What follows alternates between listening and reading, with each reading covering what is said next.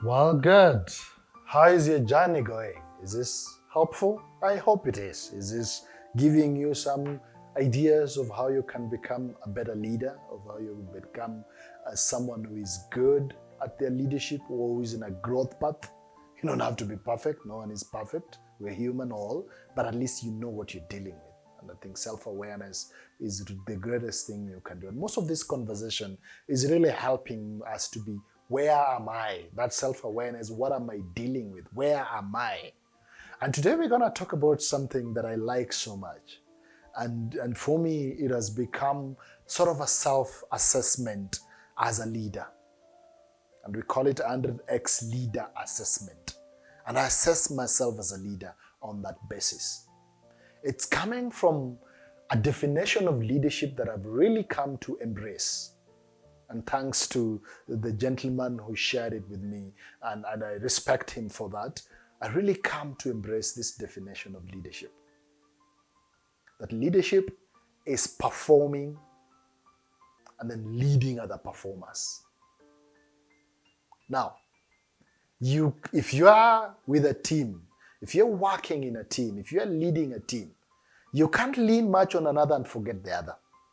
You have first to be a performer. And there's a way to gauge your performance. And ask yourself, am I good at what I do? Am I able to generate results? Am I performing? How well are you at performing? Maybe you're leading marketing department. You as the leader of that department, how good are you at delivering on your tasks, on what is ahead of you? Are you good at it? How well do you perform? In a scale of 1 to 100, how well do you perform? Or are you struggling? Remember we talked about the core of a leader. And if you've not, maybe you can just revisit that, the core of a leader. When it comes to your task awareness, how aware are you of the task right in front of you that you need to be paying attention to?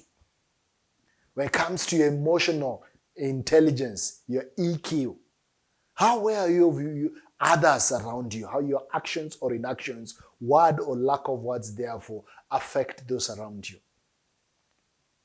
And the third aspect is self-awareness. How aware are you of your own personal awareness?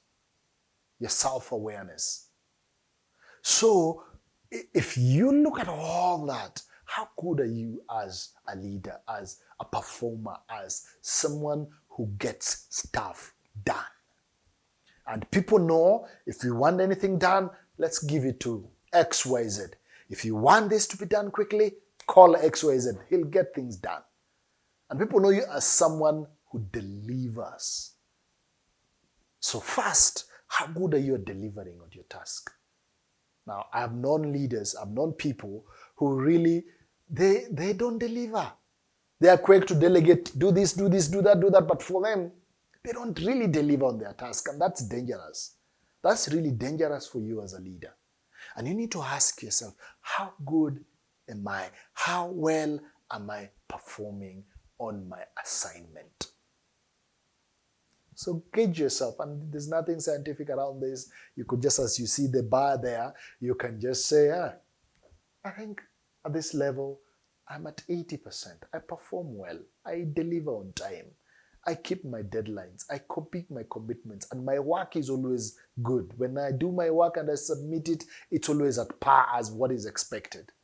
Or maybe you're like, yeah, I think I need to be more serious with my deliverables. I think I lags behind so much. So performing, be an example, deliver results, give results. Now, the other side of leadership, the other side of it is now leading other performers. Now, you might be good at performing, and maybe that's why maybe you are promoted and given a team, and you can get stuff done. But when you're now asked to lead others, lead the performers, problems start. You're not able to lead the performers. You're not able to really walk a journey with others. So the question, how well are you at leading other performers? You start feeling threatened that they'll take over your job. You start wondering, and then you start making sure they are frustrated, they're not doing well. And you just, yeah, of course, they're your team. But without you, nothing. Without you, they can't perform. Without you, they're helpless. How well are you at leading other performers? How well are you at motivating results from other people, from the people you work with? How well are you at inspiring people to perform at their best? Because it's those two sides of leadership. You performing and then leading other performers. And here is something that I'd like you to do so that you know what this means. So think of everybody everybody you work with, or think of the organization where you work, and give a score. Give a score. Say, okay, when it comes to performance, okay, that leader performs. Okay, so 80% that leader performs. Okay, 70%. This one there's another growth, needs to grow, maybe 60%. This one maybe, oh no, we need to figure out what to do with this one. Okay, maybe 20%. Okay, great. So those are the leaders in your organization, or those are the leaders in where you work. Okay, good. So give them numbers. And then in leading other performers, how good are they? And you look at that leader, that leader always has drama in their department, maybe 20%. That leader, the team needs to be cohesive. The team seems to deliver. The team seems to perform at its best, maybe 60, 80%, whatever score you want to give. So if you are, maybe for example, your organization, you have 5 team leaders, you have 5 teams, and then you have 5 team leaders. So what you do, you've given each team leader, you've rated them on 2 aspects. One is the ability to perform. So you've done that, there are 5, and you got your scores there. And then on the ability to lead other performers, again, you've also rated them. So here's what you do. And there are 2 things you could do. You could then gauge one leader's ability by adding their performance and leading other performers score and divide by 2. And then you see, okay, this is where they are as a leader. So say for example, in performing they are at 60 and leading other performers, they scored a 30. So you add those 2, that is 90, divide by 2. This leader is at 45. So they're at 45, they are performing at 60, they're leading over others, it has 30. There is a challenge and something needs to be done.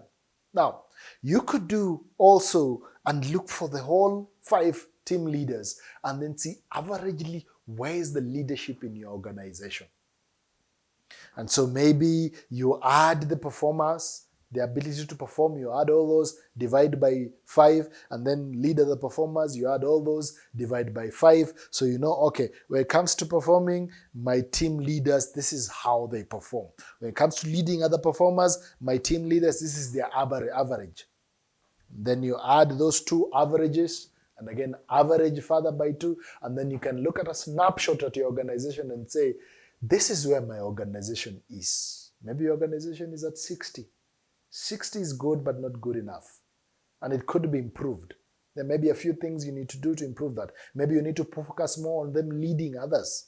Or maybe you need to focus more on them performing as leaders. And so I don't know whether this helps. I don't know what this means to you.